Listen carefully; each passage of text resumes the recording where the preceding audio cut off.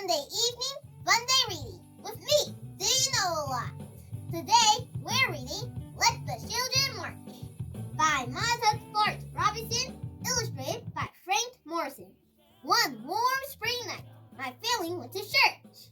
We weren't there to have regular services. We were there to hear Dr. King speak. We were there to plan. He wanted to raise an army of peaceful protesters to fight for freedom. His brown eyes flashing with fire and love. Dr. King told us the time had come to march. If I march, Mama said, I'll lose my job. Sure enough. I can't march, Daddy said. I got a family to feed. The weight of this world rested on our parents' shoulders. But this burden, this time, did not have to be theirs to bear. I don't have a boss to fear, my brother said, or a job to lose. We can march this time. We'll be Dr. King's army, I said. I'll be fine, Daddy, I promised. Don't worry, Mama. Dr. King didn't like children being put in harm's way. But he was a daddy too, after all. But he said, so we're young, we're not too young to want our freedom. Yeah. Let the children march. They will lead the way on May 2nd, a sunny Thursday.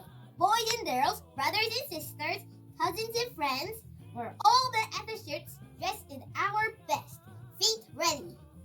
In the silence so loud that all I could hear was my racing heart leaving them to walk, hand in hand. We marched so frightened, yet certain of what was right for our freedom. The path may be long and troubled, but I'm gonna walk on. Will I be hurt? Would I be heard? Will it all be worth it in the end? I want to run away from the angry faces in the crowd. Run from danger, run from fear. Boys and girls, brothers and sisters, cousins and friends, and on we marched and marched, singing the songs of freedom. 1,000 strong we came, including my granddad. Hate dogged my heels all that day, but its yellow canine teeth sharp. But courage walked by my side and kept me going. Disperse or you'll be jailed, the police shouted the first day. Disperse or you'll get wet, the police shouted the second day. Disperse or we'll release the dogs, the police shouted the third day.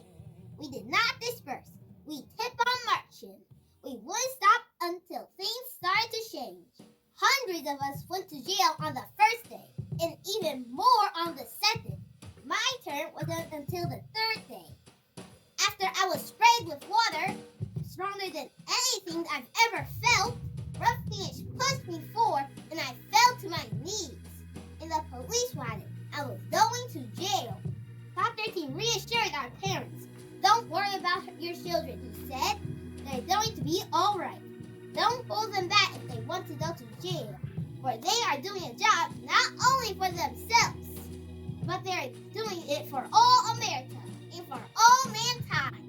That night, crowded into a shell too small for even half of the kids, we say, we shall overcome.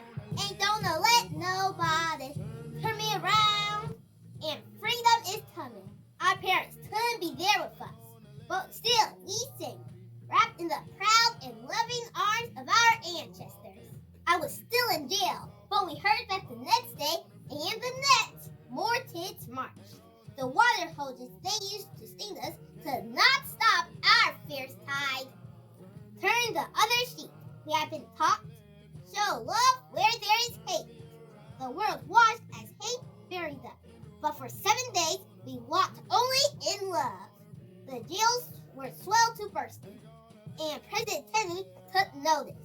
Daddy said the president received letters and calls about us from all over the world.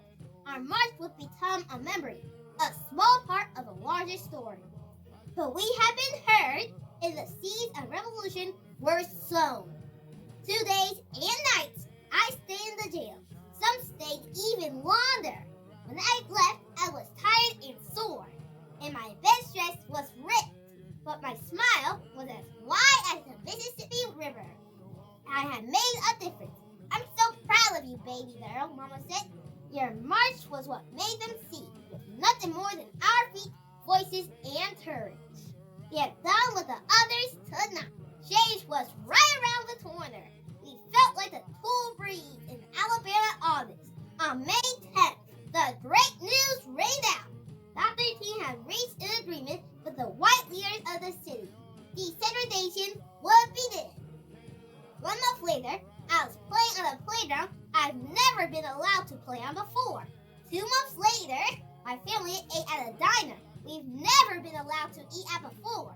Our march made the difference. We children led the way, singing the songs of freedom. 1,000 strong we came. The end. Imagine the courage and how brave those kids had to be to stand up to injustice. Sometimes it takes the youth to get a change. See you next time on Sunday evening, Funday reading. I wonder if I could build a time machine and go back to that time. Why are you looking off and yonder?